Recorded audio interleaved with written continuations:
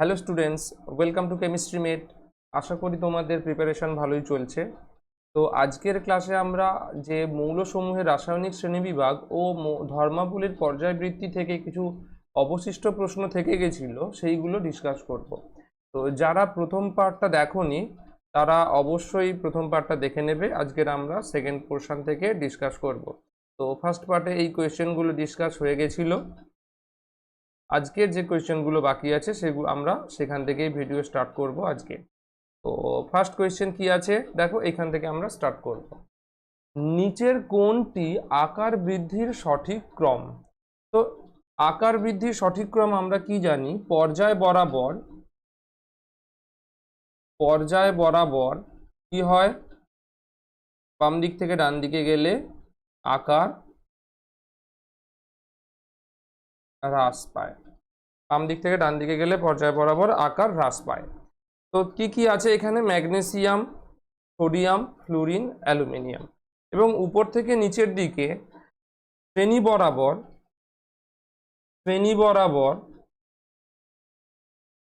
বরাবর আকার বৃদ্ধি। তো প্রথমে যে মৌলগুলো আছে তাদের আমরা সাজিয়ে নেব, কে কিভাবে কোন শ্রেণীতে এবং কোন পর্যায়ে অবস্থান করে। তো অ্যালুমিনিয়াম, ফ্লুরিন, সোডিয়াম, ম্যাগনেসিয়াম। যদি আমরা 1 2 3 4 5 6 7 8 9 10 11 12 13 14 15 16 17 18 সাজিয়ে নিই, দেখব ফ্লুরিন আছে 1 2 3, ফ্লুরিন আছে 2 নম্বর পর্যায়ে, গ্রুপ বা শ্রেণী নম্বর 17তে ফ্লুরিন আছে। নেক্সট কে আছে, 3 নম্বরে কে আছে, সোডিয়াম আছে 3 নম্বর পর্যায় 1 নম্বর শ্রেণী। ম্যাগনেসিয়াম রয়েছে ঠিক সোডিয়ামের পরেই 2 নম্বর শ্রেণীতে। আর অ্যালুমিনিয়াম রয়েছে একই পর্যায়ে 13 নম্বর শ্রেণীতে। ওকে, তো এখানে দেখো আমরা যদি কম্পেয়ার করি, কিভাবে কম্পেয়ার করব, ফ্লুরিন এবং সোডিয়াম দুজনেরই আমরা দেখতে পাবো fluorine F minus Na plus, এদের ইলেকট্রন বিন্যাস একই হবে। কেন? এরা উভয়ই নোবেল গ্যাস অর্থাৎ নিয়নের মতো ইলেকট্রন বিন্যাস লাভ করেছে। তো সেই হিসাবে আমরা জানি অ্যানায়নের আকার বড় হয়। তো কি দেখব, ফ্লুরিনের আকার, ফ্লুরিন মাইনাসের আকার কার থেকে বড় হবে, Na প্লাসের থেকে বড় হবে। এবং তারপরে দেখো ম্যাগনেসিয়াম থেকে অ্যালুমিনিয়াম ধীরে ধীরে আকার হ্রাস পেতে থাকবে। ওকে, তো অর্ডার কি হবে, সোডিয়াম, ফ্লুরিন, সব থেকে আকার বেশি হচ্ছে ফ্লুরিন, তারপর কি আছে, ধীরে ধীরে আকার হ্রাস পেতে থাকবে। অ্যালুমিনিয়ামের আকার কি হবে, এর থেকে ছোট হবে, তারপর ম্যাগনেসিয়াম। ক্লিয়ার? এইভাবে হবে। তো অপশান কি আছে দেখো, magnesium, aluminium, fluorine, sodium. Magnesium, aluminium, fluorine, sodium, এর দুজন প্লাস, আর অ্যালুমিনিয়াম, ম্যাগনেসিয়াম। তাহলে অপশান সি হবে কারেক্ট অ্যান্সার। বোঝা গেছে প্রপার এক্সপ্লানেশন। নেক্সট কোয়েশ্চেন, নিম্নলিখিত কোন জোড়ের আকার সমান হবে? তো এখানে আমরা একই আকার সমান মানে আমরা পর্যায় আর শ্রেণীতে কিভাবে অবস্থান করে সেটা আগে আমাদের জানতে হবে। তো যদি দেখি 3 এবং 4, 1 2 3 4 5 6 7 8 9, আর ওইদিকে যাচ্ছি না, এখান থেকে আছে পর্যায়ে 4 থেকে শুরু হবে, এখানে আছে ক্যান্ডিয়াম, এখানে আছে টাইটেনিয়াম, এবং তার নিচে আছে জার্কোনিয়াম এবং হফনিয়াম। ঠিক আছে, এই জার্কোনিয়াম এবং হফনিয়াম এদের দুজনের মধ্যে এখানে আমরা এফ ব্লক মৌলের এন্ট্রান্স দেখতে পাই। এই এফ ব্লক মৌলের এন্ট্রান্সের জন্য এখানে কি হয়, দুজন পরমাণুর আকার সমান হয়ে থাকে। তো জার্কোনিয়াম এবং হফনিয়ামের আকার সমান হবে। ঠিক আছে, কারণ এখানে আমরা এফ ব্লকের এন্ট্রি দেখব। কেমন? নেক্সট কোয়েশ্চেন আসি, নিম্নলিখিত ইলেকট্রন বিন্যাস বিশিষ্ট মৌলগুলির মধ্যে কোনটি সর্বাধিক জারণ স্তর দেখাবে? তো সর্বাধিক জারণ স্তর দেখাবে, দেখো এখান থেকে আমরা যদি এটাকে একটু সুন্দরভাবে লিখে নিই, দেখো একটু ডায়াগ্রাম ড্র করব। এটা হচ্ছে অপশান এ, এটা অপশান বি, এইদিকে অপশান সি নেব, এইদিকে অপশান ডি। তো 3D 1 2 3 4 5 আর এস। ওকে, এসে আছে দুটো ইলেকট্রন 1 2 3। তো জারণ স্তর সর্বোচ্চ দেখাবে। দেখো এখান থেকে যদি 4s থেকে দুটো ইলেকট্রন চলে যায় +2, এখান থেকে একটা যেতে পারে +3 +4 +5। ওকে, আচ্ছা এখানে দেখো অপশান বি এর ক্ষেত্রে D5এই, আচ্ছা আমি আর ডি আঁকছি না বারবার, আমি ইলেকট্রনগুলো এঁকে দিচ্ছি। 1 2 3 4 5 6 এইভাবে আছে। তো এখান থেকে দেখতে পাবো এটাও বেরিয়ে যেতে পারে, এটাও বেরিয়ে যেতে পারে, এটাও বেরিয়ে যেতে পারে, এটাও বেরিয়ে যেতে পারে, এইভাবে 6টা ইলেকট্রন বেরিয়ে যেতে পারে। অর্থাৎ এখানে +6 জারণ সংখ্যা দেখা যায়। এটা কার জন্য? এটা ক্রোমিয়াম 6+, সর্বোচ্চ জারণ সংখ্যা দেখায় ক্রোমিয়াম। ওকে, তো নিম্নলিখিত ইলেকট্রন বিন্যাস বিশিষ্ট মৌলগুলির মধ্যে কোনটি সর্বাধিক জারণ স্তর দেখায়? এটা মনে রাখতে হবে আমাদের ক্রোমিয়াম, তার কারণ আমি দেখিয়ে দিলাম ইলেকট্রন বিন্যাস। ওকে, চলো এবার তাহলে অপশান এখানে কি হবে? অপশান বি হবে। চলো এবার নেক্সট কোয়েশ্চেন। নেক্সট কোয়েশ্চেন কি আছে? নিম্নলিখিত ইলেকট্রন বিন্যাসযুক্ত মৌলগুলির মধ্যে কোনটির আয়নীভবন শক্তি সর্বাধিক? আয়নীভবন শক্তি সর্বাধিক হয় যদি আমরা একটা ইলেকট্রন নির্গত করতে, বা যদি কোনো পরমাণুর শেষ কক্ষ থেকে একটি ইলেকট্রন নির্গত করার জন্য বেশি পরিমাণ শক্তি প্রয়োগ করতে হয়, সেক্ষেত্রে আয়নীভবন শক্তির মান বৃদ্ধি পায়। তো এখানে দেখো পিতে 3টে আছে, পি 3টে মানে এটা কি 1 2 3 কি হবে? স্থায়ী হবে। পি একটা আছে, এই দুজনের মধ্যে যদি আমরা কম্পেয়ার করি তো দেখতে পাবো আয়নীভবন বিভব এর কম হবে। আর এবার ছাড়ো, এইগুলো আর আসবে না কেন? এখানে দেখো আমরা পিতে 3টে করে পেয়ে গেছি, 4p আর 3p। তবে 4p আর 3p এর ক্ষেত্রে আমরা যদি তুলনা করতে চাই তাহলে দেখতে পাবো 3p অনেক বেশি কাছে অবস্থান করে। ঠিক আছে, তো আমাদের অ্যান্সার হবে অপশান এ, সর্বাধিক আয়নীভবন শক্তি। ক্লিয়ার? কেন? 3p নিউক্লিয়াসের অনেক কাছে অবস্থিত। 3p অনেক কাছে, কার অনেক কাছে? নিউক্লিয়াসের অনেক কাছে অবস্থিত, তাই এখানে আকর্ষণ বল অনেক বেশি হবে। ক্লিয়ার? এবার আসি নেক্সট কোয়েশ্চেন। চলো, oxygen sulphur fluorine chlorine electron গ্রহণ এনথ্যালপির যে ক্রম কি হবে? সব থেকে বেশি ইলেকট্রন গ্রহণ এনথ্যালপি কার হবে? ক্লোরিন। তারপর কার হবে? ফ্লুরিন। তারপর কার হবে? সালফার। তারপর কার হবে? অক্সিজেন। দেখো এই যে অক্সিজেন সালফার ফ্লুরিন ক্লোরিন, এইগুলো সব এক্সেপশন, আমাদের মনে রাখতে হবে, এইগুলো থেকেই কোয়েশ্চেন এসে থাকে জেনারেলি। ওকে, এটা বোঝা গেছে আশা করি। তো নেক্সট আসি, নেক্সট কোয়েশ্চেন কি হবে। তো তাহলে এখানে অপশান কোন অপশান হবে? এখানে অপশান হবে অক্সিজেন সালফার ফ্লুরিন ক্লোরিন। কোথায় আছে? Fluorine chlorine oxygen sulphur, oxygen sulphur fluorine chlorine, oxygen sulphur fluorine chlorine. Okay, option B হবে কারেক্ট অ্যান্সার। এবার আসি নেক্সট কোয়েশ্চেন। তো কোন ক্ষেত্রে ক্যাটায়ন ও অ্যানায়নের আকার অনুপাত সর্বোচ্চ? তো এখানে বেসিক্যালি জানতে চাওয়া হয়েছে যে ক্যাটায়ন এবং অ্যানায়নের তুলনা করতে বলা হয়েছে।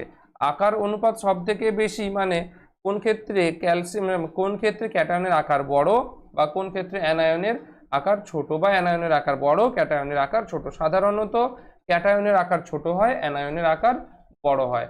তো কি হচ্ছে এখানে, কি করতে হবে? ক্যাটায়ন এবং অ্যানায়নের আকারের তুলনা করতে হবে, মানে কোন দুটোর ক্ষেত্রে আকারের ডিফারেন্স সব থেকে বেশি হবে। সব থেকে বেশি আমরা যদি দেখতে পাই তো হবে কার?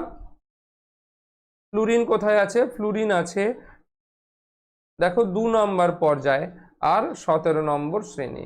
সিজিয়াম কোথায় আছে?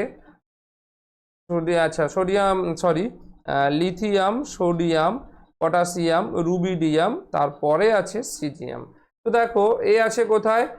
3 4 5 6, 6 নম্বর পর্যায়ে এ আছে 17 নম্বর শ্রেণী 2 নম্বর পর্যায়ে। তো এদের মধ্যেই সব থেকে বেশি আকারের পার্থক্য লক্ষ্য করা যাবে। ওকে, অপশন বি হবে কারেক্ট অ্যান্সার। চলো next question. Boron carbon nitrogen এর প্রথম আয়নীভবন বিভবের কোন ক্রমটি সঠিক হবে? আমরা জানি আয়নীভবন বিভবের মান বাম দিক থেকে ডান দিকে ক্রমান্বয়ে, অর্থাৎ পর্যায় বরাবর বাম দিক থেকে ডান দিকে ক্রমান্বয়ে বৃদ্ধি পায়। তো যদি আমরা সাজিয়ে নিই কিভাবে সাজাবো?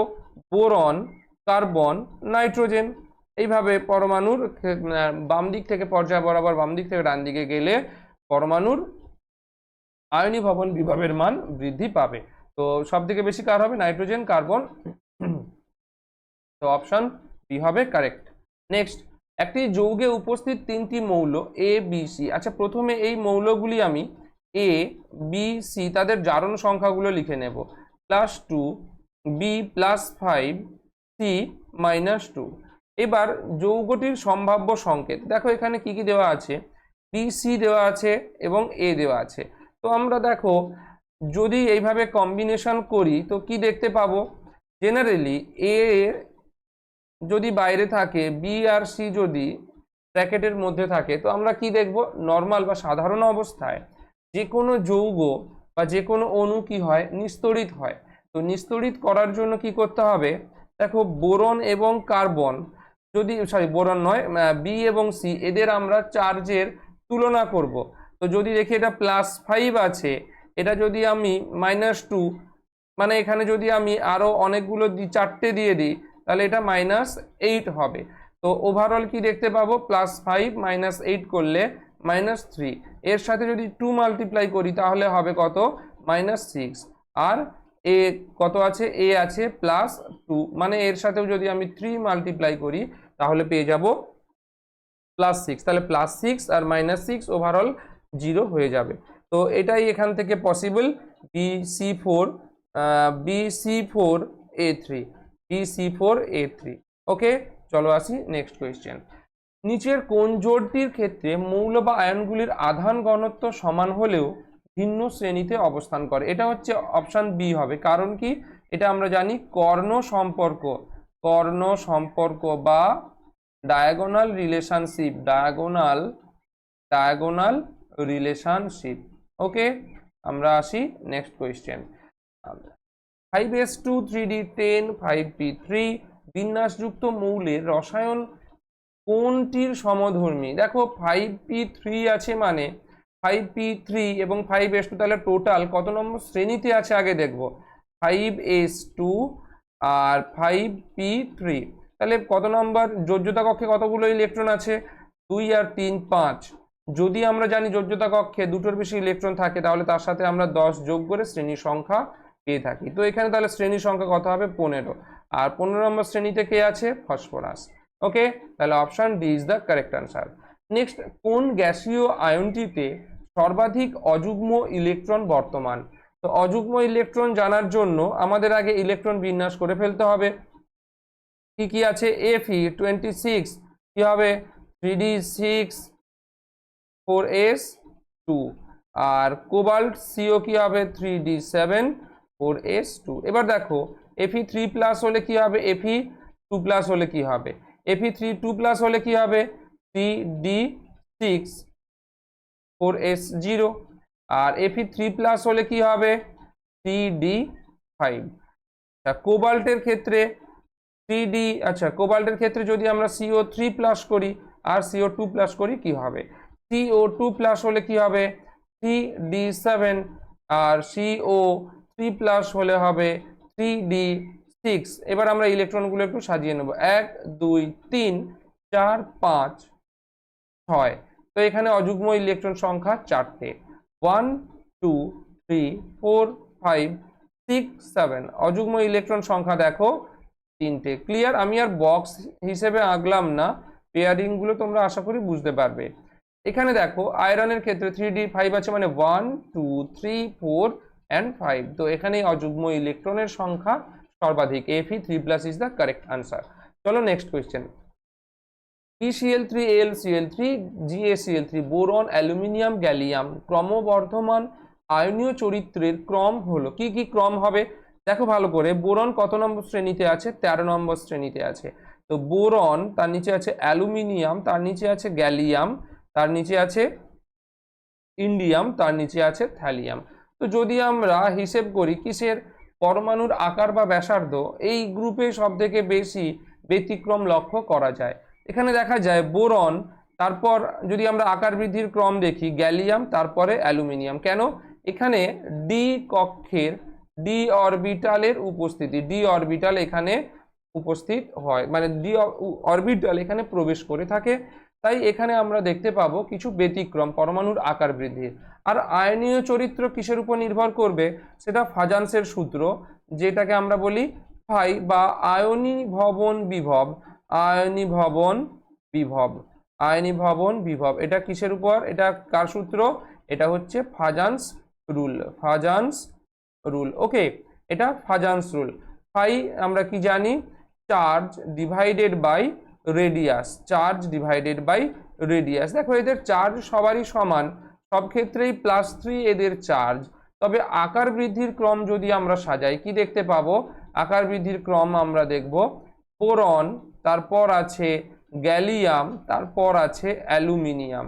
তাহলে দেখো ফাই এর মান ব্যাসার্ধের সঙ্গে ব্যস্তানুপাতে পরিবর্তিত হয়, অর্থাৎ যার ব্যাসার্ধ বেশি হবে সেক্ষেত্রে ফাই এর মান কম হবে, আর ফাই এর মান যত কম হবে তত সেক্ষেত্রে আয়নীভবন মানে আয়নীয় চরিত্র বেশি বৃদ্ধি পাবে।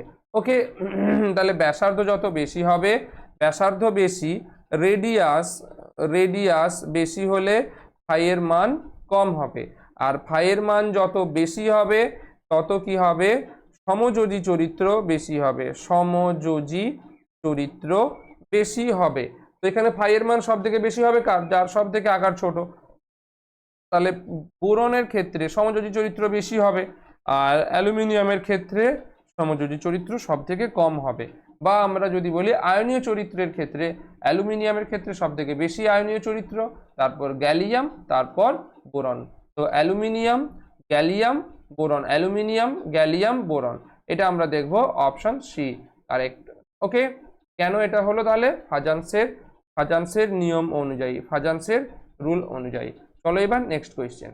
Mg2+ আয়নের হাইড্রেশন শক্তি নিচের কোনটির থেকে বেশি হবে? হাইড্রেশন শক্তি আমরা যদি বলি কিভাবে পরিবর্তন হয়, হাইড্রেশন শক্তি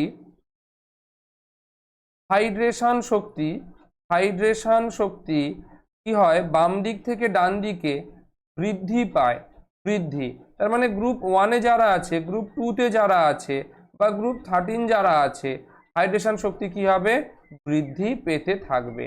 তো গ্রুপ 1-এ কে আছে, সোডিয়াম আছে। গ্রুপ 2-তে কে আছে, ম্যাগনেসিয়াম, আচ্ছা ম্যাগনেসিয়াম আছে। ম্যাগনেসিয়ামের উপরে কে আছে, বেরিলিয়াম আছে। আর অ্যালুমিনিয়াম আছে গ্রুপ 13-এ।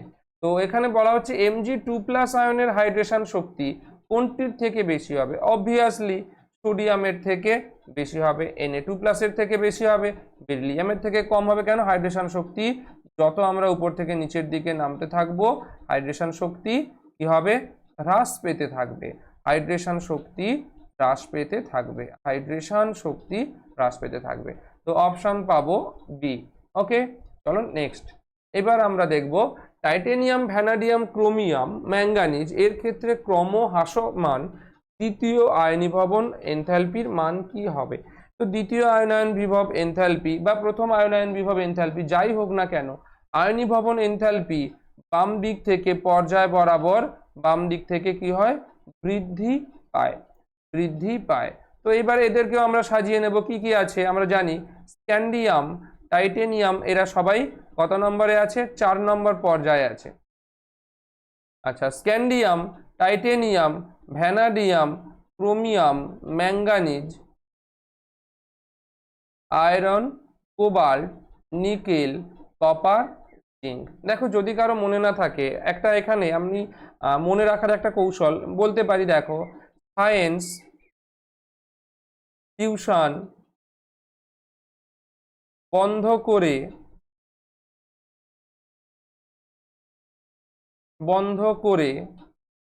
ম্যাঙ্গানিজ, একজন মানুষ ম্যাঙ্গানিজ, লোহার, আয়রন লোহার, কোদাল কোবাল্ট, দেখো কোদাল, নিকেল নিয়ে কুপিয়ে, কপার কুপিয়ে, জিঙ্ক দেখো যায়। এইভাবে আমরা একটু মনে রাখতে পারি। কিভাবে পরপর মনে রাখতে পারি, সায়েন্স টিউশন বন্ধ করে ম্যাঙ্গানিজ মানে একটা ম্যান লোহার কোদাল নিয়ে কুপিয়ে যায়। দেখতে পেয়েছো, পরপর করে আমরা 10টা মনে রাখতে পারি। তো আয়নীভবন বিভব কি হবে, বৃদ্ধি পেতে থাকবে। তো এখানে কি কি আছে, টাইটেনিয়াম আছে, তাহলে টাইটেনিয়ামের থেকে ভ্যানাডিয়াম বেশি হবে, ভ্যানাডিয়ামের থেকে ক্রোমিয়াম বেশি হবে, তার থেকে ম্যাঙ্গানিজ বেশি হবে। তবে দ্বিতীয় আয়নায়ন বিভব যেখানে হচ্ছে সেখানে দেখো 4s এ সবারই 4s এ দুটো করে আছে, ব্যতিক্রম কেবলমাত্র ক্রোমিয়াম 4s এ একটি ইলেকট্রন রয়েছে। ক্লিয়ার? তো এখানে দ্বিতীয় আয়নায়ন এনথালপি যখন হবে তখন কি হবে, এখান থেকে একটা তো প্রথম আয়নায়ন বিভব এনথালপির ক্ষেত্রে এস থেকে একটা ইলেকট্রন নির্গত হবে, কিন্তু দ্বিতীয় ইলেকট্রন বেরোবে কোথা থেকে, 3d5 থেকে। ওকে, আর ম্যাঙ্গানিজের ক্ষেত্রে কি হবে, 4s1 থেকে। বাকি সবগুলোর ক্ষেত্রেই 4s1 থেকে ইলেকট্রন বেরোবে, শুধুমাত্র ব্যতিক্রম ক্রোমিয়ামের ক্ষেত্রে 3d থেকে একটা ইলেকট্রন বেরোবে। তাই এই ব্যতিক্রম লক্ষ্য করা যাবে ক্রোমিয়ামের ক্ষেত্রে আয়নীভবন এনথালপির মান ক্রোমিয়ামের ক্ষেত্রে অন্যান্যদের থেকে বেশি হবে। তো সব থেকে আমরা দেখবো তাহলে অর্ডার ক্রোমিয়াম সব থেকে বেশি, তারপর যেমন অর্ডার রেগুলার ফলো করবে ভ্যানাডিয়াম, টাইটেনিয়াম। ওকে, তাহলে চলো কোন option, chromium, manganese, vanadium, titanium, titanium, vanadium, manganese, chromium, অর্থাৎ এই অপশনটা হবে কারেক্ট। চলো নেক্সট কোয়েশ্চেন।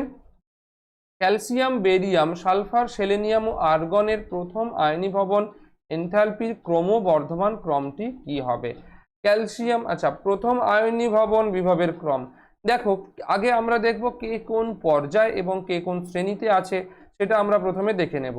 তাহলে 1 2 3 4 5 6 7 8 9 10 11 12 13 14 15 16 17 and 18। তো এই দিক থেকে 1 2 3 4 5 6 7। তো দেখো ক্যালসিয়াম কোথায় আছে, ক্যালসিয়াম আমরা জানি 4s2 তে আছে। আচ্ছা, বেরিয়াম কোথায় আছে, বেরিয়াম ক্যালসিয়ামের নিচে স্ট্রনসিয়াম, তারপর আছে বেরিয়াম। আচ্ছা, সালফার কোথায় আছে, সালফার আছে 16 নম্বর, 3 নম্বর পর্যায়ে আছে সালফার। আর সেলেনিয়াম কোথায় আছে, সেলেনিয়াম কোথায় আছে, সালফার তার নিচে আছে সেলেনিয়াম। ওকে, সালফার 3 নম্বরে আছে। এখানে দেখো আমার একটু লেখা মানে এক্সাক্ট ইকুয়াল করতে পারছি না। সেলেনিয়াম আছে, সরি সালফার আছে 3 নাম্বার, আর সেলেনিয়াম আছে 4 নাম্বার পর্যায়ে। আর তার নিচে আচ্ছা আর্গন কোথায় আছে, সালফার এখানে আছে আর্গন 18, অর্থাৎ 3 নাম্বার পর্যায়ে। ক্লিয়ার? তো এবার দেখো আয়নীভবন এনথালপির ক্রমবর্ধমান কোনটি হবে ক্রম। তো প্রথমে সব থেকে বেশি হবে আর্গন, এটা তো আমরা সহজেই বুঝতে পারলাম, সব থেকে বেশি হবে আর্গন, সব অপশনগুলোতেই আছে। আর্গনের পর কে হবে, আর্গনের পর হবে নিশ্চয়ই সালফার, তারপর সেলেনিয়াম। কেন, বাম দিক থেকে ডান দিকে আয়নীভবন বিভবের মান ধীরে ধীরে বৃদ্ধি পায়, আর উপর থেকে নিচে আয়নীভবন বিভবের মান হ্রাস পায়, তাই সালফারের আয়নীভবন বিভব সেলেনিয়ামের থেকে বেশি। ওকে, নেক্সট আসবে কে, দেখো ক্যালসিয়াম, স্ট্রনসিয়াম, বেরিয়াম। তাহলে ক্যালসিয়াম তার নিচে আছে কে, বেরিয়াম। তাহলে বেরিয়ামের হচ্ছে সব থেকে কম হবে, আর সব থেকে বেশি হবে কার, আর্গন। তাহলে barium, calcium, selenium, sulphur, argon, option D হবে কারেক্ট অ্যান্সার। চলো এবার আসি আমরা নেক্সট কোয়েশ্চেন। নেক্সট কোয়েশ্চেন কি আছে দেখা যাক। আচ্ছা, ইলেকট্রন বিন্যাসটি নির্দেশ করে একটি, দেখো এটা হচ্ছে দেখতেই পাচ্ছ ইলেকট্রন বিন্যাস, এটা হচ্ছে আমরা জানি ডি ব্লক মৌলের ক্ষেত্রে। তো অধাতব হবে না, অধাতব অ্যানায়ন হবে না, অধাতব পরমাণু হবে না, ধাতব পরমাণু হবে না, ধাতব ক্যাটায়ন। এটা কি, ডি ব্লক মৌলের ক্ষেত্রে, ডি ব্লক মৌলের ক্ষেত্রে। ওকে, চলো আমরা নেক্সট কোয়েশ্চেন। ক্যালসিয়ামের প্রথম আয়নায়ন বিভব পটাশিয়ামের চেয়ে বেশি কারণ, আচ্ছা এরা কোথায় আছে আগে দেখে নেব। গ্রুপ 1, গ্রুপ 2, 4 প্রথমে আছে পটাশিয়াম, নেক্সট আছে ক্যালসিয়াম। আয়নীভবন বিভব বাম দিক থেকে ডান দিকে গেলে বৃদ্ধি পায়, এর 4s1, এর 4s2। তো ক্যালসিয়ামের প্রথম আয়নীভবন বিভব ক্যালসিয়ামের চেয়ে বেশি কারণ এর কার্যকরী নিউক্লিয় চার্জ বেশি। এটাই ঠিক, কার্যকরী নিউক্লিয় চার্জ কার বেশি হবে, 4s এর ক্ষেত্রে বেশি হবে। ঠিক আছে, কারণ কি, বাম দিক থেকে ডান দিকে গেলে পরমাণুর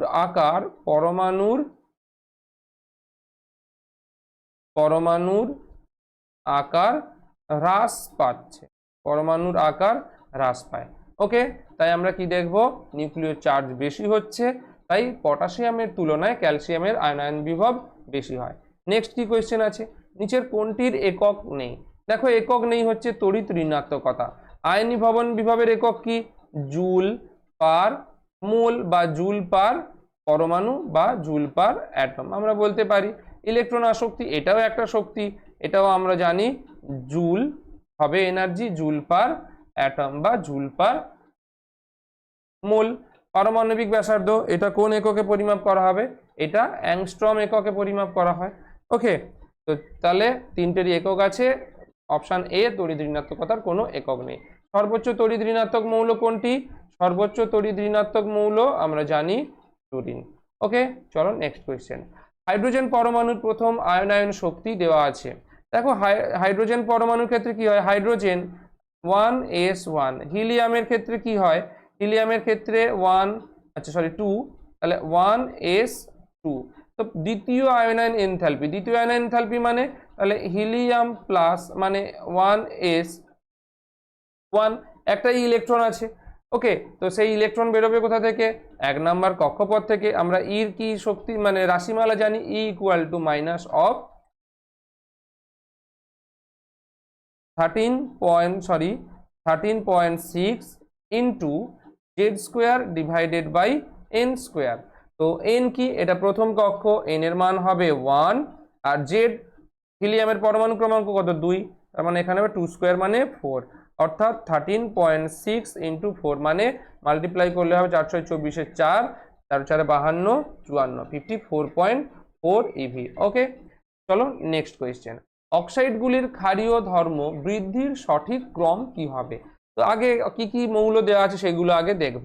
কি আছে? সোডিয়াম, তারপর আছে ম্যাগনেসিয়াম, সোডিয়ামের নিচে আছে পটাশিয়াম, ম্যাগনেসিয়াম, এইদিকে আছে অ্যালুমিনিয়াম। আমরা জানি অ্যালুমিনিয়াম উভধর্মী অক্সাইড, অ্যালুমিনিয়াম উভধর্মী অক্সাইড গঠন করে, উভধর্মী অক্সাইড। তাহলে এটা এখানে কি বলেছে? ক্ষারীয় ধর্মের ক্রম। দেখো ধাতব ধর্ম বৃদ্ধি পায় কোন দিক থেকে? বাম দিক থেকে যদি আমরা উপর থেকে যদি নিচে নামতে থাকি, ধাতব ধর্ম কি হবে? বৃদ্ধি হবে, ধাতব ধর্ম বৃদ্ধি হবে। তাহলে সব থেকে বেশি ধাতব ধর্ম কার? পটাশিয়ামের ক্ষেত্রে। তো পটাশিয়ামের অক্সাইড সব থেকে বেশি ক্ষারীয় হবে। তারপর কি হবে? সোডিয়াম, তারপর কি হবে? ম্যাগনেসিয়াম, এবং সবার শেষে হবে অ্যালুমিনিয়াম। ওকে, তো যদি আমরা ক্ষারীয় ধর্ম বৃদ্ধির ক্রম দেখি তাহলে দেখব পটাশিয়াম, সোডিয়াম, ম্যাগনেসিয়াম, অ্যালুমিনিয়াম, অর্থাৎ এইটা হবে তাদের কারেক্ট অ্যান্সার। চলো নেক্সট কোয়েশ্চেন। নিচের কোনটি থেকে একটি ইলেকট্রন অপসারণ সহজ? তো ইলেকট্রন অপসারণ সহজ সেটা জানার জন্য আমাদের আগে ইলেকট্রন বিন্যাস দেখে নিতে হবে।